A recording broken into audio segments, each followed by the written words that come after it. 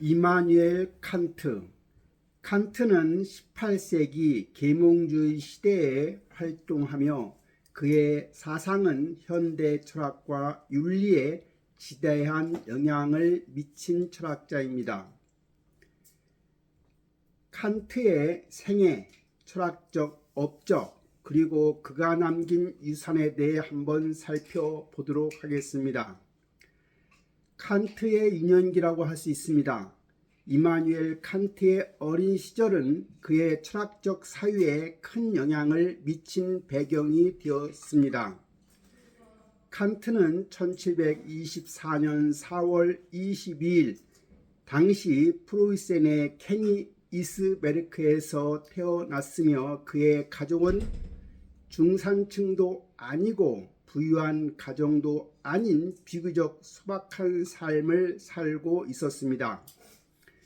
칸트의 부모님은 매우 경건한 개신교 신자였으며 특히 경건주의 신앙을 따랐습니다. 이 경건주의 신앙은 칸트의 어머니 안나레이나 로이터에 강하게 드러났는데 그녀는 자녀들에게 철저한 신앙 교육을 시키는 데 주력했다고 합니다. 칸트의 아버지 요한 게오르크 칸트는 마구의 제조업자였습니다. 말의 가죽 같은 것들을 제작해서 판매하는 일을 했던 거지요. 칸트 가정의 경제적 상황은 안정적이지 않았고 칸트는 어려서부터 이러한 경제적 불안정을 경험하게 되었던 겁니다. 하지만 그의 부모님은 자녀들에게 신앙과 도덕을 매우 강조시키며 교육을 시켰습니다. 칸트는 대여섯 살이 되었을 때 케니이스베르크 변두리에 있는 병원 학교에 입학하였습니다. 이 학교는 매우 작은 규모였으며 단 한 명의 선생님이 모든 학생들을 가르치는 상태였습니다. 이 선생님은 교회의 합창단 지휘자로도 활동했으며 오르간 연주자로도 활동했으며 칸트와 다른 학생들에게 기본적인 읽기나 쓰기, 계산법 등을 가르쳤지요.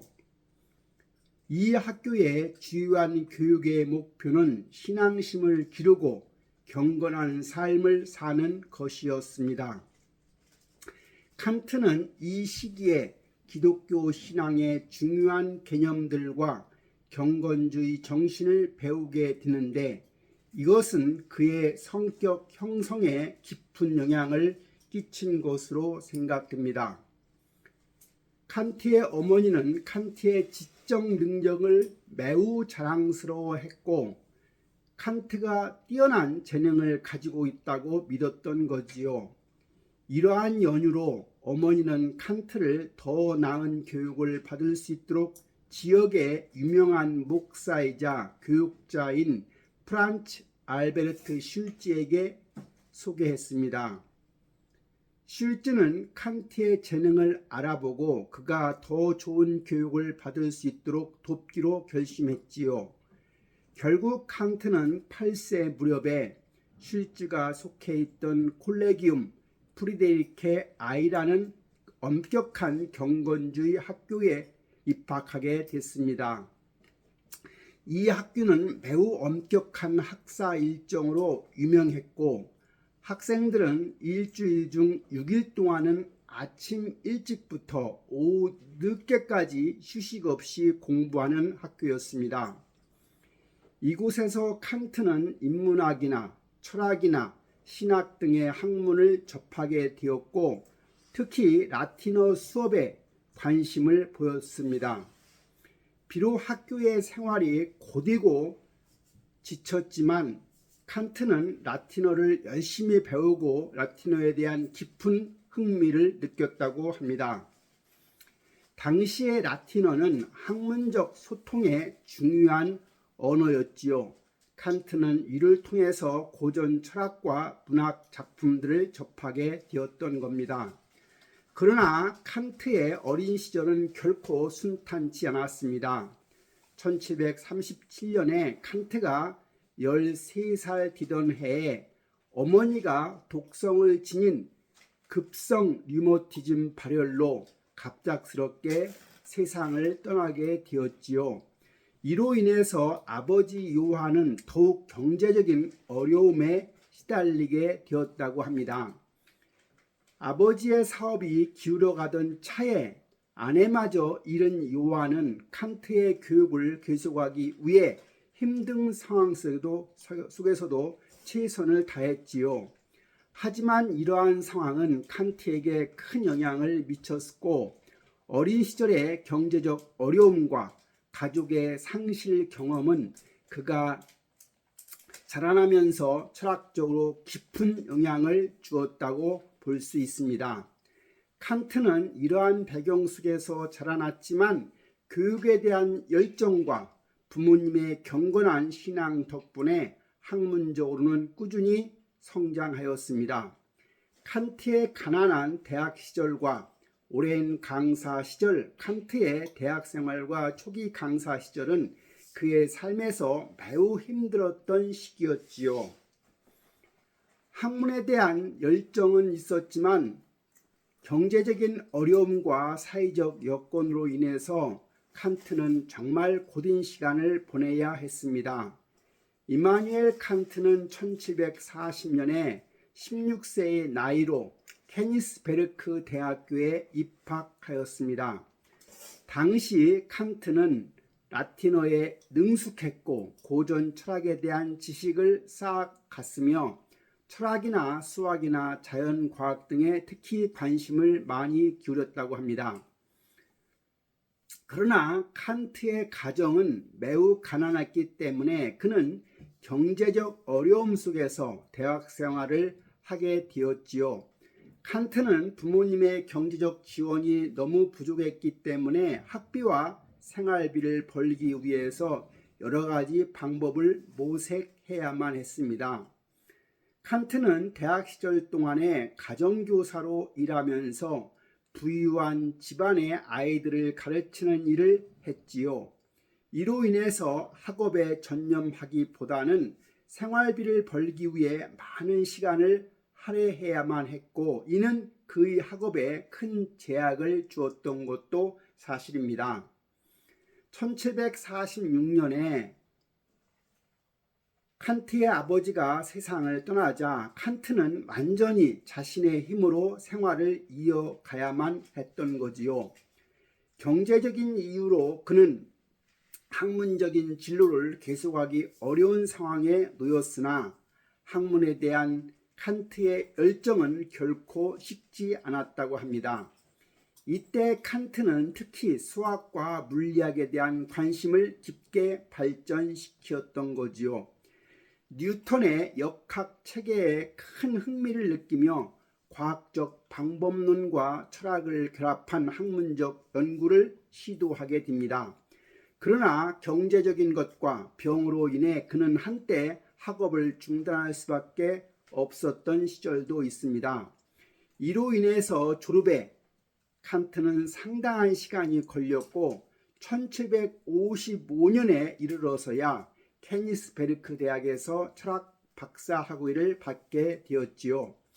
1755년에 박사 학위를 받은 칸트는 같은 해에 대학에서 프리바테어에 임명되었습니다. 프리바테어라고 하는 직책은 무급 강사로 대학에서 정규직 교수직을 맡기 전에 학생들을 가르치시는 자격을 얻는 위치였습니다. 프리바테어는 직접 수업료를 받는 구조였기 때문에 학생들이 많이 강의에 찾아오지 않으면 경제적으로 어려움에 처할 수 있었던 환경입니다.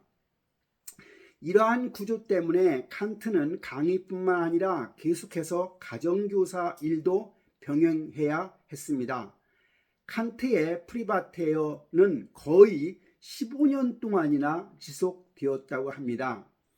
15년 동안 그는 다양한 주제에 대해서 강의를 했는데 특히 철학뿐만 아니라 과학, 수학, 물리학 등의 강의도 포함되어 있었지요.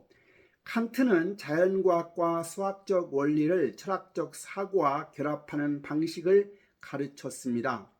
당시에 칸트의 강의는 학생들에게 꽤나 인기가 있었고, 특히 비판적 사고를 중시한 그의 독창적인 접근 방식이 학생들에게 큰 인기를 끌었다고 합니다.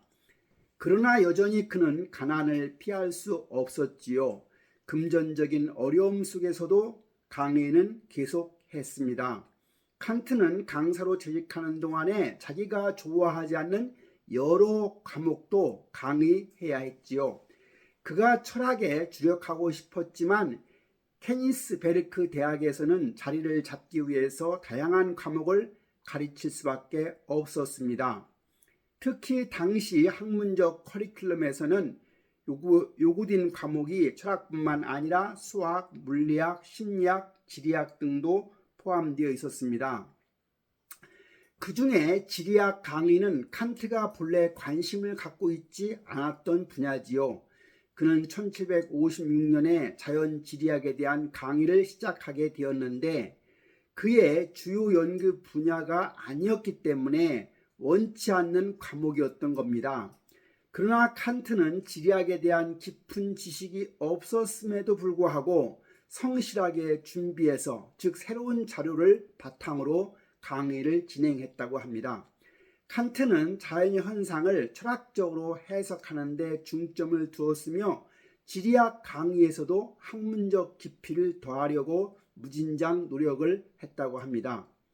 칸트는 또한 윤리학, 논리학, 형이상학 등의 전통적인 철학 과목 이외에도 심리학 같은 분야를 가르쳤는데, 이 역시 그가 처음부터 관심을 가졌던 분야는 아니지요. 그럼에도 불구하고 칸트는 가르치는 데 있어서는 매우 철저했으며, 준비한 내용을 정말로 성실하게 학생들에게 전달했다고 합니다. 그 결과 칸트는 학생들 사이에서 매우 인기가 높았고, 그의 명성은 점차적으로 쌓여갔습니다. 그러나 칸트는 이러한 긴 강사 시절 동안에도 자신의 연구에 집중하는 것을 결코 포기하지 않았지요. 특히 이 시기에 그는 철학적 저술 활동을 계속하며, 이후에 그의 대표적인 철학적 체계인 비판 철학의 기초를 마련한 시기였던 겁니다. 칸트의 대학 생활과 긴 강사 시절은 끊임없는 경제적 어려움과 학문적 도전으로 가득 차 있었던 겁니다. 칸트는 가난 속에서도 학문에 대한 열정을 잃지 않았을 뿐만 아니라 자기가 원하지 않는 과목을 가르쳐야 했음에도 불구하고 이를 정말 성실히 수행한 강사였습니다. 1770년 3월 16일 칸트는 46세 나이에 여전히 대학 강사로서밖에 생활할 수가 없었습니다. 칸트는 비밀 국가예산 장관이자 육군 장관이었던 폰 피어스트 운트 쿠프베르크 남작에게 긴박한 편지 한 통을 보내게 됐습니다.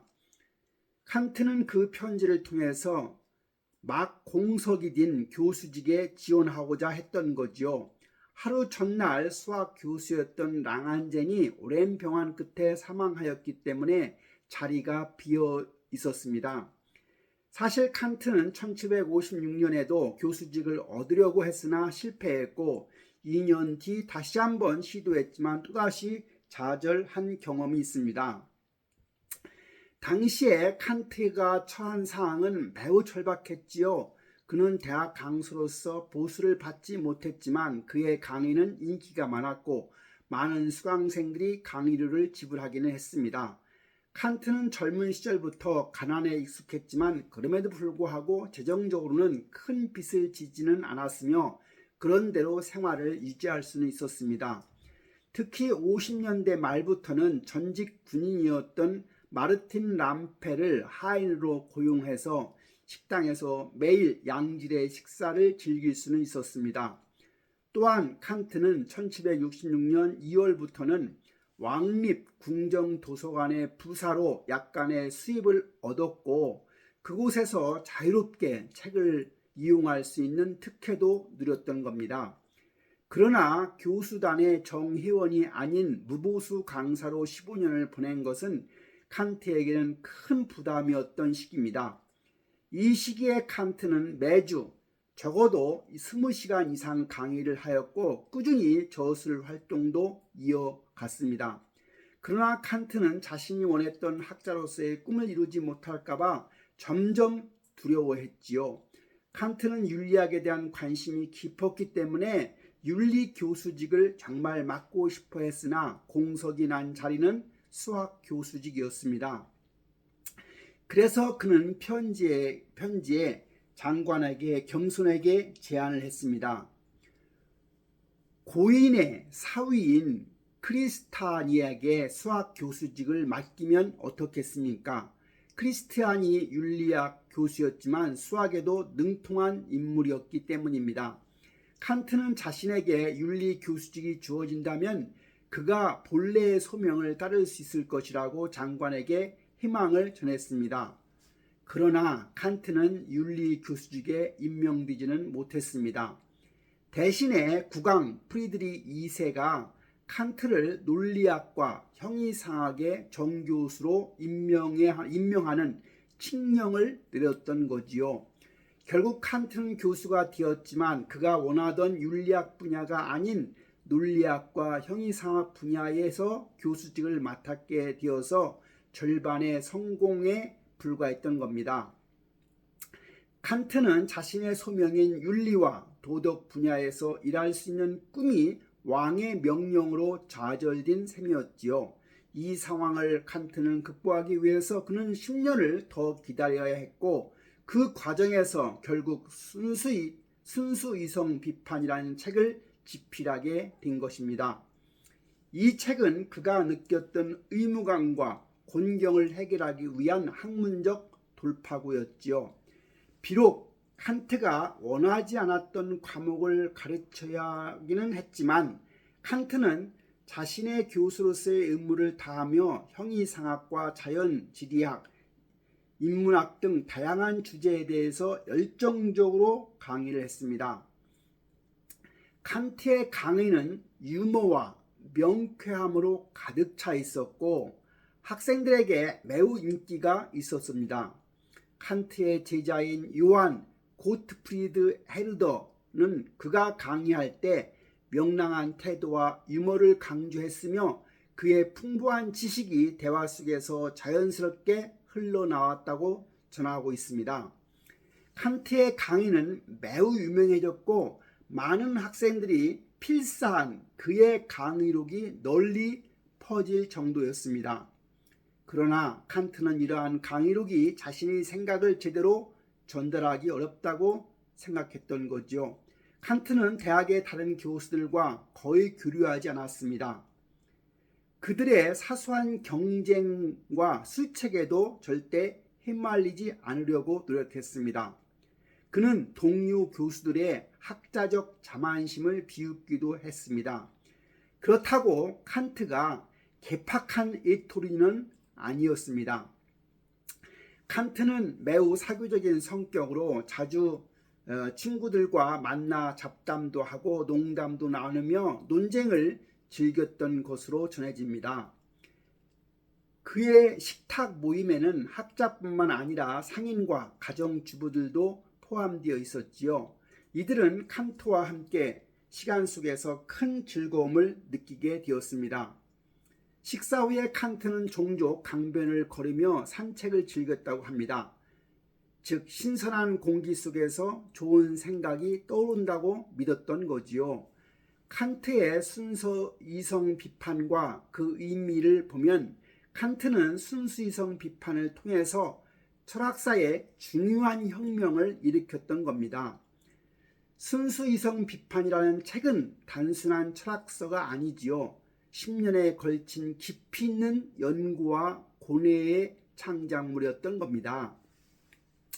순수이성 비판의 탄생 배경을 살펴보면 칸트가 이 책을 쓰게 된 동기는 여러 가지 철학적 도전과 그가 처한 학문적 상황에서 비롯된 것입니다. 칸트는 젊은 시절부터 형이상학을 연구해 왔지만 전통적인 형이상학이 진정한 지식을 제공하는지에 대한 회의를 느끼게 되었던 거지요. 당시 유럽에서는 뉴턴의 자연과학이 큰 성공을 거두면서 과학적 방법론에 관한 관심이 매우 높아질 때였습니다. 그러나 철학은 여전히 많은 이들에게 모호하고 추상적인 학문으로 여겼던 것이 사실입니다. 칸트는 형이상학이 왜 자연과학처럼 확실한 진리를 제공하지 못하는지에 대해 고민하게 되었지요. 데카르트는 이성에 근거한 합리론을 주장한 바 있고 존 르코와 데이비드 흉 같은 경험론자들이 감각 경험에 기반한 인식을 강조했습니다. 이 두 철학적 전통은 서로 대립했던 거죠. 특히 흉은 인간의 인식의 한계를 강하게 주장했습니다. 흉의 회의주의적 입장은 칸트에게 큰 충격을 주었고 칸트는 이에 대한 반응으로 새로운 인식론을 체계화시키고자 했던 겁니다. 이 배경에서 칸트는 철학의 근본적인 혁명을 필요로 한다고 느꼈지요. 칸트는 물리학의 천동설을 뒤엎는 코페르니쿠스의 혁명처럼 인식론에 있어서도 근본적인 변화를 주장했던 겁니다. 그는 더 이상 우리가 대상에 맞춰 인식하는 것이 아니라 대상이 우리의 인식에 맞춰진다고 주장했습니다. 즉 인간의 인식이 세계를 형성하는 방식을 설명하고자 했던 것이지요. 순수 이성 비판의 중심 과제는 이성이 스스로의 한계를 넘지 않고 순수하게 사용할 수 있는가를 검토하는 것이었습니다. 즉 인간의 이성이 경험을 통해 얻을 수 있는 지식과 그렇지 않은 지식을 구분하는 데 목적이 있었던 거지요. 칸트는 이성의 구조와 작용을 분석하여 인간이 경험을 통해 얻을 수 있는 지식의 범위와 이성이 스스로 창출할 수 있는 범위를 명확히 구분했던 겁니다. 칸트는 지식을 경험적 지식과 선험적 지식으로 구분했지요. 여기서 경험적 지식은 우리가 경험을 통해 얻는 지식으로 감각 자료에 기반한 것입니다.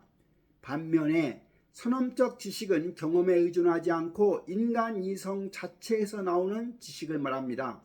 예를 들어 수학적 진리나 논리학의 원칙은 바로 선험적 지식에 해당하는 거지요. 칸트는 이러한 선험적 지식이 우리 인식의 기본 틀을 제공한다고 보았던 겁니다. 칸트는 인간의 인식이 현상에 국한된다고 주장하였지요. 즉 우리는 오직 감각을 통해 주어진 세계만을 알 수 있으며 우리가 인식하는 대상은 우리가 경험하는 방식으로 나타나는 현상일 뿐이라는 것입니다. 반면에 물 자체는 우리가 직접 알 수 없는 대상 그 자체의 본질이지요. 칸트는 인간 이성이 물 자체를 알 수 없으며 오직 현상 세계에서만 유효하다고 주장했던 거지요. 칸트는 인간 인식이 감각적 경험을 통해 정보를 받아들이는 감성 개념을 통해 정보를 처리하는 것인 오성 그리고 추상적 사고를 통한 논리적 추론이 이성으로 이루어진다고 보았던 겁니다. 감성은 우리가 세계를 지각하게 하고 오성은 이를 분석하며 이성은 이러한 지식을 체계화하고 논리적으로 연결하는 역할을 한다고 한 거지요. 칸트는 형이상학이 이론적 이성의 범위를 벗어나면 오류에 빠질 수밖에 없다고 보았던 겁니다. 이는 신, 자유, 영혼의 불멸과 같은 전통적인 형이상학적 주제들이 인간 이성으로는 결코 완전히 알 수 없는 것임을 의미합니다. 이론적 이성은 감각 경험을 통해 얻은 지식에만 적용되며 형이상학적인 주제에 대해서는 한계를 인정해야 한다고 주장했던 거지요. 칸트는 인식이 대상에 맞춰지는 것이 아니라 대상이 우리 인식에 맞춰져야 한다고 주장했던 겁니다. 즉 인간의 인식이 현상세계의 질서와 규칙성을 부여하며 우리가 지각하는 세계는 우리 인식 능력에 의해 구성된다는 것입니다. 이것은 전통 철학의 인식론을 뒤집는 혁명적인 주장으로 칸트는 이를 코페르니쿠스적 전환이라고 불렀던 겁니다. 칸트의 순수이성 비판이 철학사에서 중요한 전환점을 마련한 저작이라 평가됩니다. 이 책은 기존의 형이상학과 인식론을 비판적으로 검토하고 새로운 철학적 기초를 마련하려는 시도였던 겁니다. 그의 인식론적 혁명은 철학뿐만 아니라 자연과학, 윤리학, 정치철학 등 다양한 분야에 영향을 미쳤던 겁니다. 칸트는 데카르트, 스피노자, 라이프치히즈 등으로 이어지는 근대 합리론과 로크, 버클리, 휴무로 이어지는 경험론을 통합하려는 시도를 통해 철학의 새로운 장을 열었습니다. 칸트는 이 두 전통의 문제점을 지적하고 그들의 한계를 넘어서 새로운 인식론을 제시했던 겁니다. 칸트는 이성의 무제한적인 사용을 경계하며 비판적 철학을 제시했습니다. 이는 이성이 스스로를 비판하고 그 한계를 자각해야 한다는 의미이지요. 이러한 비판 철학은 후대 철학자들에게 큰 영향을 미쳤고 현대 철학의 중요한 기초가 되었던 겁니다. 칸트의 철학은 이후에 헤겔, 쉘링, 피테 같은 독일 관념론자들에게 큰 영향을 미쳤습니다. 또한 실존주의 현상학, 분석 철학 등 20세기 철학의 발전에도 중요한 기초가 되었던 거지요. 특히 칸트의 인식론과 윤리학은 현대 철학의 중요한 논의 대상이 되었습니다. 결론적으로 칸트의 순수 이성 비판은 철학사에서 독보적인 위치를 차지하는 저작으로 이성의 능력과 한계를 깊이 탐구한 결과물입니다. 그의 코페르니쿠스적 전환뿐만 아니라 패러다임을 변화시켰으며 형이상학적 질문에 대한 새로운 접근을 제시했던 거지요. 이 책은 철학 분야의 방식을 근본적으로 재정립한 위대한 업적입니다. 칸트는 수요 모임을 했습니다. 즉 칸트의 수요 모임은 1783년 베를린에서 결성된 계몽을 위한 비밀 단체로 당시 계몽주의의 핵심 가치인 자유롭고 독립적인 사고를 촉진하고자 했던 겁니다. 이들은 생각의 자유, 출판의 자유, 독자적 사유 및 시민 정치적 자유를 지향하면서 이와 결합된 공공성을 중요한 목표로 삼았던 겁니다. 수요 모임의 구성원들은 어두운 감정 철학, 비이성의 억압, 종교적 독단, 교회의 강요, 광신과 미신 등에 맞서 싸우기 위해 모였던 단체입니다. 이들은 규칙적으로 개인 주택에서 모임을 가졌으며 서로의 생각을 교류하고 정신을 계몽했지요. 이러한 논의의 결과물은 베를린 월간지에 실렸으며 칸트는 1796년까지 총 15편의 글을 기고했습니다. 수요 모임은 또한 그들의 사유와 자유를 반대하는 광신자들에 대한 반론을 마련했습니다. 이들은 자신이 감정에 지배받고 자신의 갈채를 신적인 계시로 간주하는 사람들로 종교적 및 정치적 관점에서의 반대자로 인식되었던 겁니다. 예수회와 비밀 구교와 같은 조직도 이들의 비판 대상이 되었지요. 따라서 토론과 강연 문서에서의 배포는 엄격하게 비밀로 유지되었습니다. 계몽의 의미에 대한 논의입니다. 베를린 월간지에서 계몽이란 무엇인가라는 질문이 제기되었고 이는 전통적인 교회에서 결혼을 둘러싼 찬반 논쟁에서 시작되었던 겁니다. 교회의 혼례 성사를 폐지해야 한다는 주장이 있었으며 결혼은 신성함으로 교회의 축복을 받아야 한다는 주장이 대두되었던 거지요. 이 과정에서 쉘러는 계몽에 대한 명확한 개념 규정이 필요하다고 강조한 바 있습니다. 칸트는 쉘러의 질문에 대한 답변에서 계몽이라고 하는 것은 인간이 스스로 초래한 미성숙으로부터 벗어난 것이라고 응답했지요. 미성숙은 다른 사람의 지도가 없다면 자신의 지성을 사용할 수 없는 상태라고 미성숙을 정의했습니다.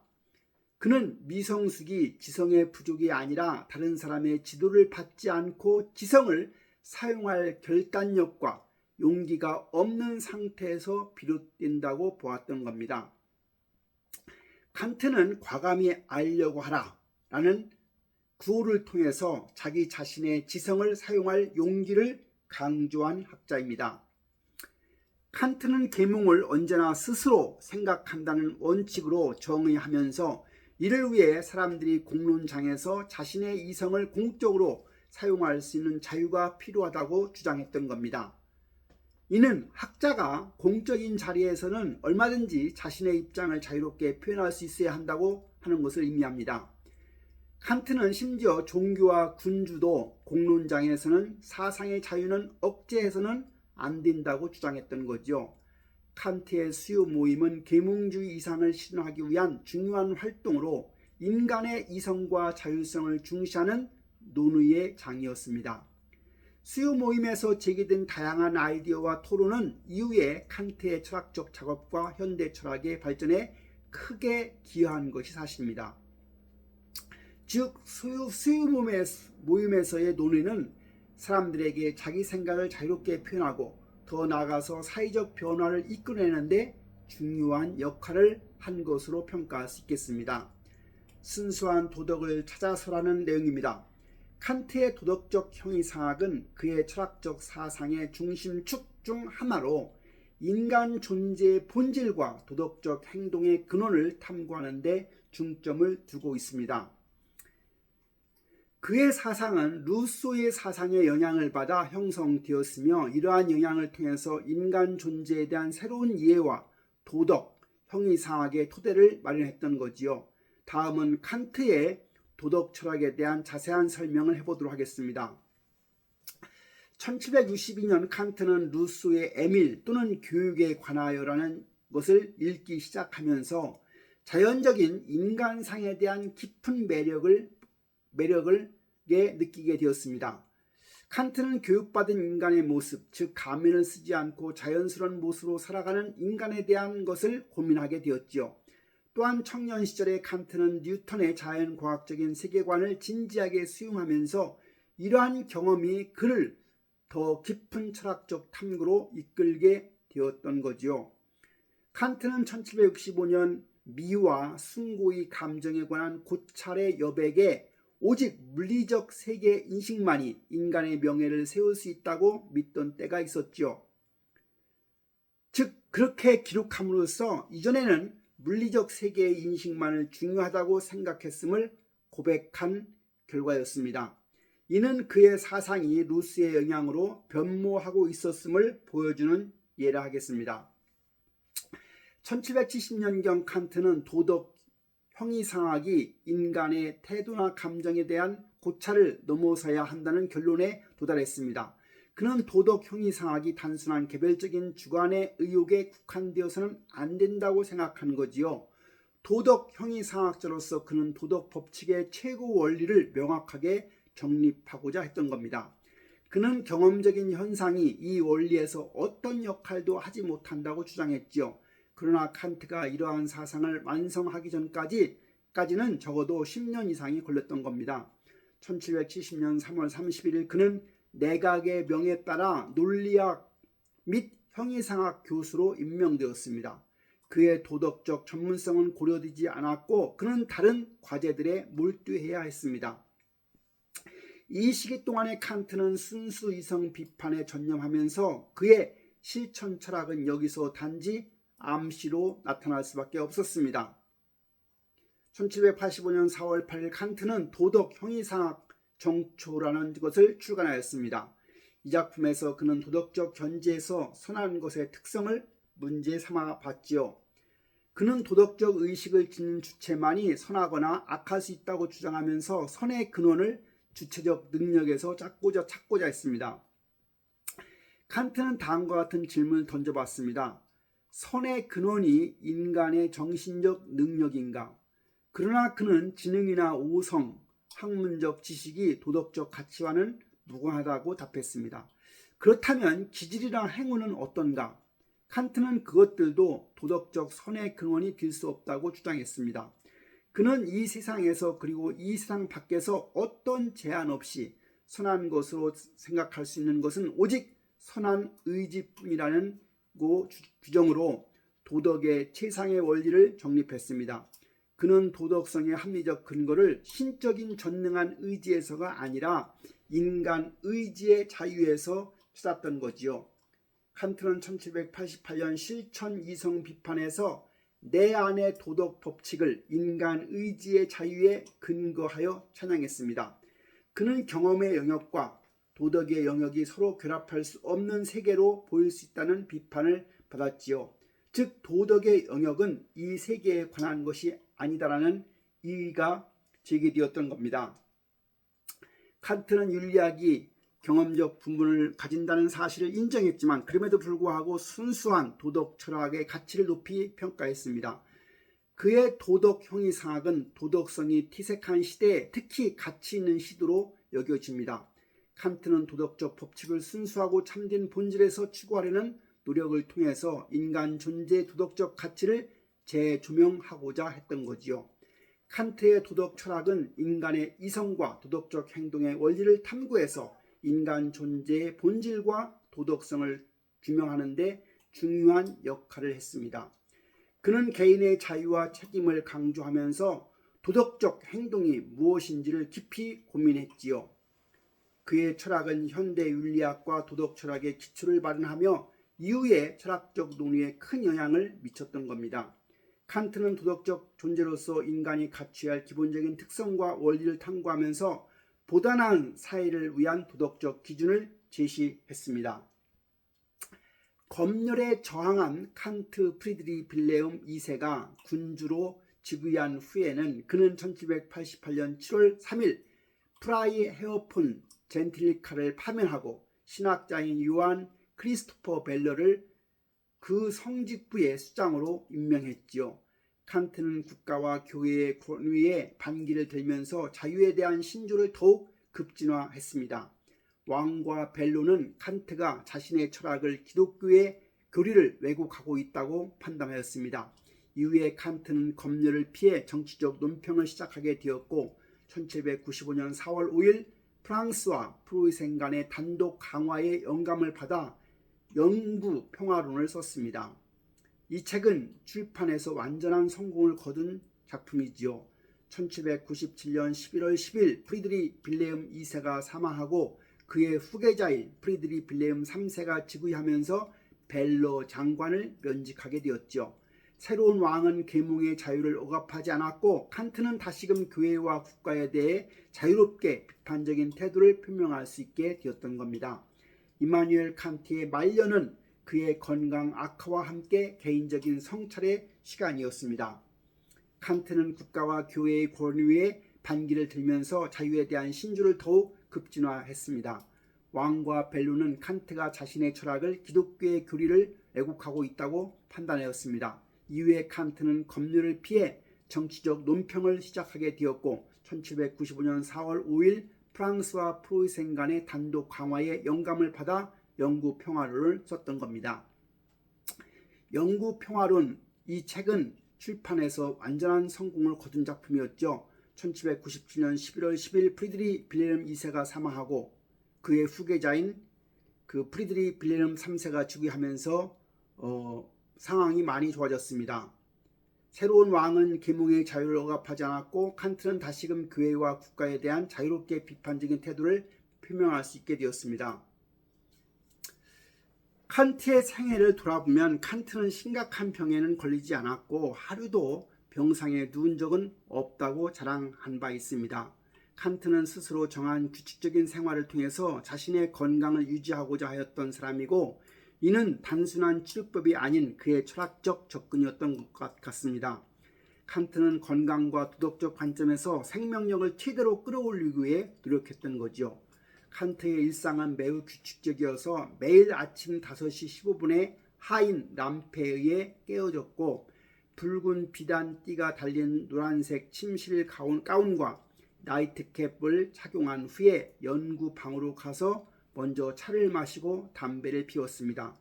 그는 오전 내내 연구에 몰두하며 생산적인 시간을 가졌던 겁니다. 그러나 칸트는 자신의 허약함을 인식하고 있었고 그럼에도 불구하고 40년 동안 교육에 종사하며 셀 수 없이 많은 강의를 했던 것도 사실입니다. 1790년 7월 23일 그의 마지막 강의 이후에 그의 몸은 더 이상 강의할 수 없는 상태에 이르렀지요. 칸트는 나이가 들수록 약해져서 이제는 넘어지기 시작했고 피로감 때문에 자주 의자에서 잠이 들기도 했습니다. 심지어 의자 아래로 굴러 떨어지는 경우도 많았고 그럴 때는 누군가가 도와주러 올 때까지 그 자리에서 가만히 있기도 했습니다. 칸트의 머리에서 피로로 인해 책을 읽거나 글을 쓸 때 떨어지기도 했고 심지어 나이트캡에 불이 붙는 사건도 발생했지요. 그럼에도 불구하고 칸트는 침착하게 불을 끄곤 했습니다. 1803년 10월 8일 칸트는 그의 생애에서 처음으로 심각한 병을 앓게 되었지요. 이는 아버지와 똑같은 뇌졸중이었습니다. 칸트는 일시적으로 회복했지만 이후 점점 쇠약해져서 자신의 이름을 더 이상 쓸 수 없게 되었고 주변 사람들을 인식하지 못하게 되었습니다. 그러나 그는 여전히 태어날 뿐만 아니라 평온한 모습을 유지했던 것도 사실입니다. 1804년 2월 12일 밤 그의 상태는 더욱 악화되었습니다. 그를 돌보던 제자 바지안스키가 그의 곁에 있었고 칸트가 목이 마르다는 표정을 짓자 바지안스키는 포도주와 물을 섞은 음료를 그에게 제공했습니다. 칸트는 그 음료를 마신 후에 기운을 조금 회복하는 듯 보였고 불명료하지만 이해할 수 있게 그것으로 좋다라고 속삭였지요. 그 후 그는 새벽에 세상을 떠나게 되었습니다. 그의 장례식 날 케니스 베르크 시 전체가 휴무에 들어갔고 모든 상점이 문을 닫았습니다. 수천 명의 사람들이 운구 행렬을 따랐고 모든 교회에서 동시에 종이 울리며 칸트의 죽음을 애도했습니다. 칸트는 케니스 베르크 대학이 마련한 케니스 베르크 대성당의 묘지에 안장되었던 겁니다. 칸트의 죽음은 단순한 개인적 상실을 넘어 하나의 시대의 종말을 알리는 사건으로 평가할 수 있습니다. 칸트의 사상 및 가치를 보면 이마누엘 칸트의 사상 책에는 크게 세 가지 주요 질문으로 나눌 수가 있으며 각각의 질문은 그의 철학적 저서에서 심도 있게 다루어졌습니다. 그의 첫 번째 질문은 나는 무엇을 알 수 있는가는 순수이성 비판에서 중심적으로 다루었던 주제이지요. 칸트는 인간 이성이 인식할 수 있는 범위와 한계를 논의하면서 우리가 알 수 있는 것과 알 수 없는 것에 대한 탐구였습니다. 그는 인간 이성이 신, 영혼, 불멸, 자유와 같은 초감성적인 대상을 함부로 추구해 왔다는 것을 비판을 제기하면서 인식 가능한 것은 오직 자연의 인과성에 의해 지배되는 감성적인 경험적 대상뿐이라고 주장했습니다. 초감성적 대상에 대한 인식 시도는 독단적이며 이성을 통해 가능한 인식의 범위를 설정하고 초감성적 존재들은 인간 이성의 한계를 넘어선 존재라는 점을 강조했던 겁니다. 그의 두 번째 질문인 나는 무엇을 해야만 하는가는 도덕, 형이상학과 실천 이성 비판에서 다루어진 주제이고 도덕적 행동의 원칙을 탐구한 것입니다. 칸트는 도덕적 행동이라고 하는 것은 도덕 법칙에 따르는 것이며 이는 인류가 따라야 할 보편적인 원칙으로 간주된다고 주장했습니다. 칸트는 도덕적 행동의 의미를 탐구하면서 윤리적 행위는 개인의 의지와 원칙에 기반한다고 강조했던 거지요. 의무론적인 윤리학을 통해 인간이 도덕적 법칙을 인식하고 이를 따르며 행동해야 한다고 주장한 겁니다. 세 번째 질문은 나는 무엇을 희망해도 좋은가인데 칸트의 여러 저서에서 복합적으로 논의되면서 순수이성 비판의 후반부에서 본격적으로 다루어진 주제입니다. 도덕적으로 행동하는 것이 행복에도 좋을 자격을 얻는 일이라는 점을 강조하면서 그러나 칸트는 도덕적 행동이 실제로 행복을 보장하지 않는다고 주장한 거지요. 오히려 행복은 우리의 희망의 대상일 뿐이라고 강조한 겁니다.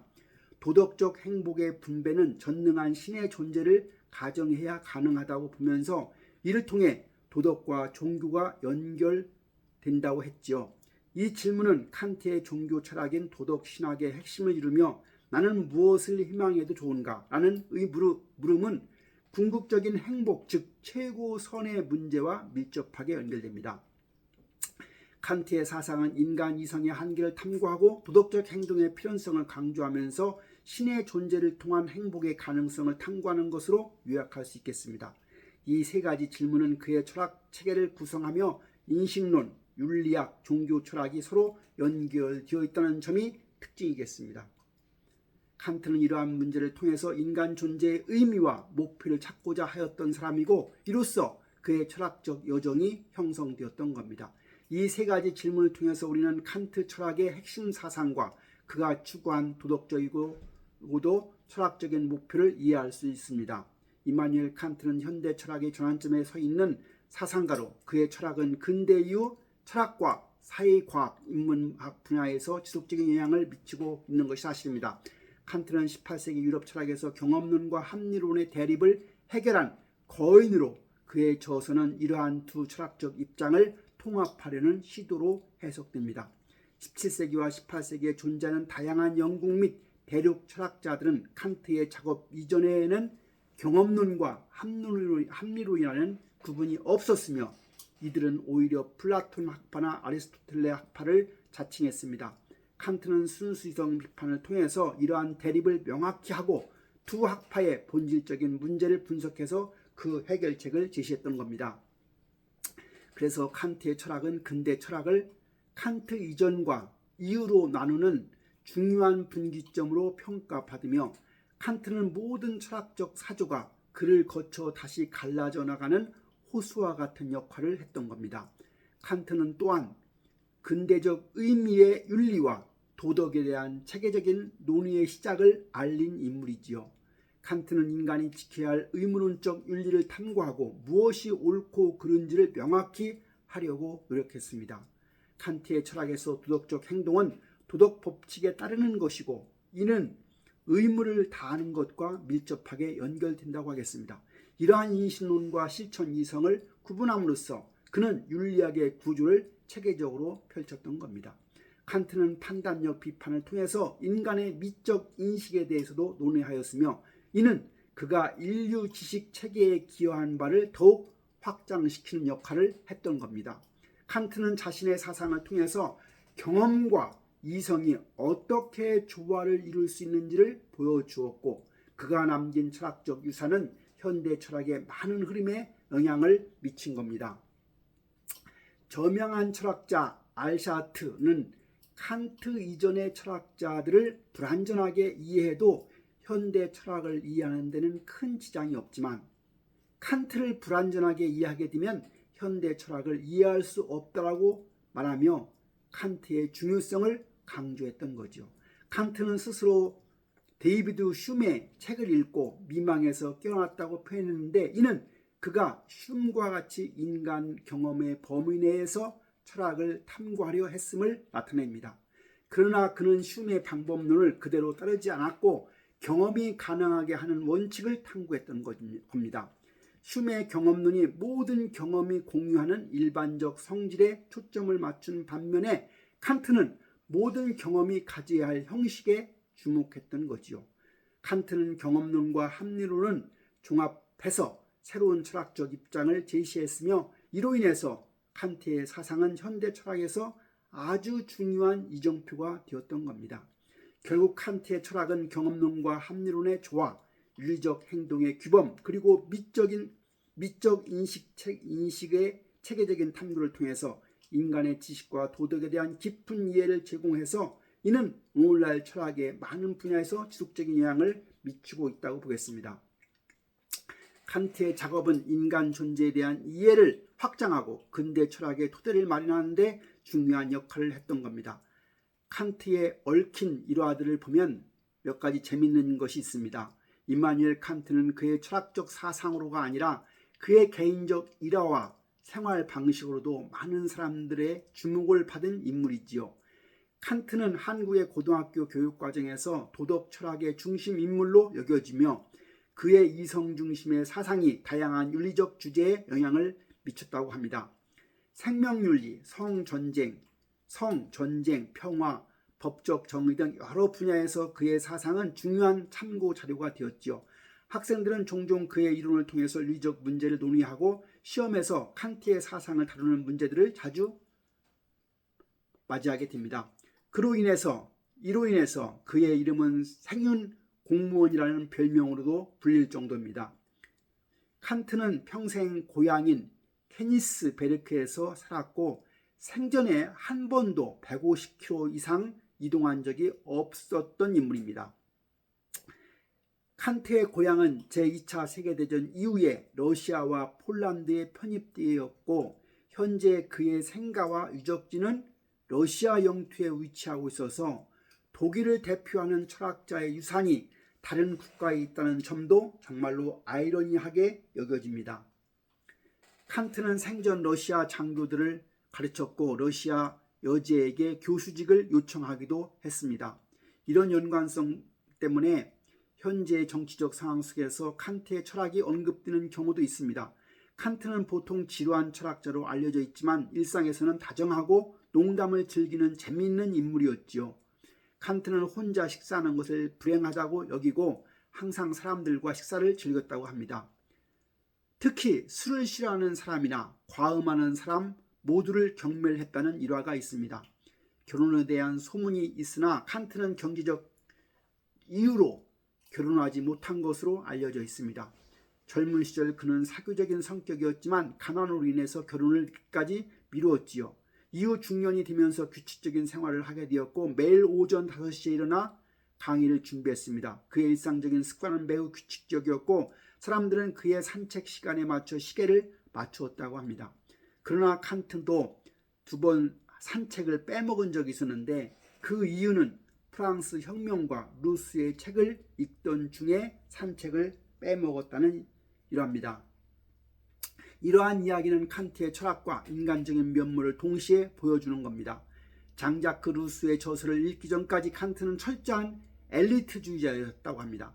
루스의 인간 불평등 기원론을 접한 후에 칸트는 인간성을 존중하는 평등주의자로 변화하게 되었다고 하면서 이는 그의 도덕 철학에 큰 영향을 미친 계기였습니다.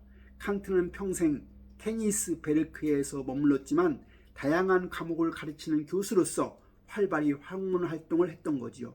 특히 세계 지리 강좌는 학생들에게 큰 인기를 끌었지요. 그는 지리학을 철학적 관점에서 접근해서 학문의 깊이를 더한 것으로 평가받고 있습니다. 그는 다양한 분야에 대한 호기심이 많은 천문학, 물리학, 역사, 수학 등 여러 과목을 가르쳤던 경험이 있죠. 또한 학비를 벌기 위해서 내기 당구와 카드 게임을 통해 돈을 모으기도 했다고 합니다. 젊은 시절 칸트는 과학자로서 활동했지만 자연과학적 분석을 통해서 리스본 대지진의 원인을 논의하기도 했습니다. 그는 성운서를 제안한 인물 중 한 명으로 오늘날의 은하의 형성 모델에도 기여했다고 합니다. 순수성 비판은 처음 출판될 당시 반응이 너무 미진했지만 이후 세계 철학사에서 중요한 저서로 자리잡게 되었죠. 루트비안 베토벤은 칸트의 철학에 감명을 받아서 내 음악 속에 자유를 찾고자 하는 자는 나와 함께 할 것이라는 말을 했습니다. 예술가는 자유롭다는 명언을 남기기도 했습니다. 칸트 철학을 한국에 처음 소개한 인물은 석정 이정직으로 그의 저술에서 칸트의 사상이 논의된 바 있었지요. 2013년 러시아에서 칸트에 대한 철학적 논쟁 중에 총격 사건이 발생한 적이 있습니다. 이 사건은 칼리닝그라드에서 두 남성이 칸트의 철학에 대해서 논쟁하던 중에 벌어졌으며 논쟁이 격화되자 그중 한 명이 총을 발사해서 상대방을 다치게 했던 거죠. 이 사건은 철학적 논쟁이 감정적으로 치달아 폭력으로 이어진 극단적인 사례로 당시 논쟁의 이유는 칸트의 철학적 견해에 대한 의견 차이 때문이었다고 합니다. 칸트의 몇 가지 명언이 있습니다. 이마누엘 칸트는 그의 철학적 사상 이외에도 많은 명언으로 알려져 있는 사람입니다. 그의 명언들은 인간의 도덕성, 이성, 자율성에 대한 깊은 통찰을 담고 있다고 하겠습니다. 여기 몇 가지 유명한 칸트의 명언과 그에 대한 설명을 드리자면, 먼저 자유란 내가 나의 법이 되는 것이라는 말을 남겼다고 합니다. 이 명언은 칸트가 강조한 자율성과 도덕적 법칙의 중요성을 나타내는 겁니다. 그는 도덕적 행동이 일부의 강요에 의해 결정되는 것이 아니라 개인의 이성과 의지에 따라 스스로 결정되어야 한다고 주장했던 겁니다. 이로써 개인은 자신의 행동에 책임을 지며 도덕적 선택을 할 수 있는 자유를 가진 존재가 됩니다. 또한 인간은 자신의 행동을 법칙으로 삼을 수 있는 존재다라는 명언을 남기기도 했죠. 그는 도덕적 원칙이 보편적이어야 하며 각 개인이 자신의 행동을 보편적인 법칙으로 삼아야 한다고 주장했습니다. 따라서 인간은 자신의 행위가 모든 이에게 적용될 수 있는 법칙이 될 수 있도록 행동해야 한다는 의미를 담고 있는 겁니다. 정직은 최고의 도덕적 원칙이다 라는 말도 유명하지요. 이는 칸트가 도덕적 행동에서 정직함의 중요성을 강조한 겁니다. 그는 도덕적 원칙을 지키는 것이 인간의 존엄성을 유지하는 데 필수적이라고 보았던 거죠. 정직은 개인의 신뢰성을 나타내며 도덕적 행위를 가능하게 하는 기반이 됩니다. 우리는 고귀한 목표를 위해 우리가 믿는 바를 실현해야 한다는 말은 인간의 책임과 의무를 강조한 겁니다. 칸트는 목표를 향한 행동이 단순히 결과에만 집중해서는 안 되며 도덕적 원칙에 따라 행동해야 한다고 믿었습니다.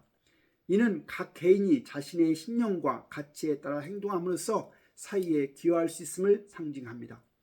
마지막으로 나는 인간이 어떠한 상황에서도 항상 인간으로 남아야 한다고 믿는다는 명언이 있죠. 이는 인간이 존엄성과 가치에 대한 깊은 이해를 반영하는 겁니다. 칸트는 어떤 상황에서도 인간이 자신의 도덕적 원칙을 잃지 않고 존엄성을 유지해야 한다고 주장했지요. 이는 현대 윤리학에서 여전히 중요한 주제로 여겨집니다. 이처럼 칸트의 명언은 단순한 말이 아니라 그의 철학적 사상을 바탕으로 한 깊은 통찰과 인간의 도덕적 삶에 대한 진지한 성찰을 담고 있는 겁니다. 칸트의 명언은 현대 사회에서도 여전히 많은 이들에게 영감을 주고 있는 것이 사실입니다. 마지막 칸트의 영향입니다.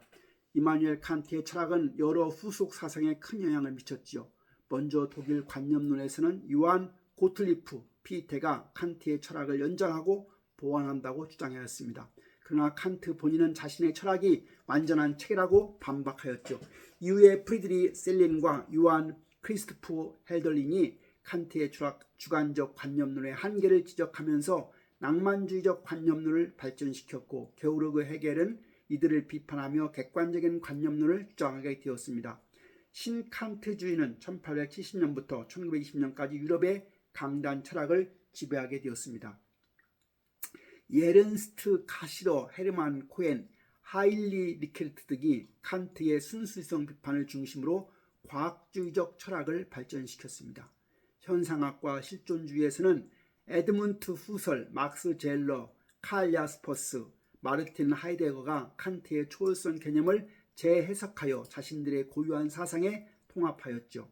20세기 중반 이후의 영미 철학에서는 스토론슨과 셀라스 같은 분석 철학 계열이 칸트를 계승하고 비판하였고, 로티는 칸트를 비판하며 현대 철학에 기여한 사람입니다.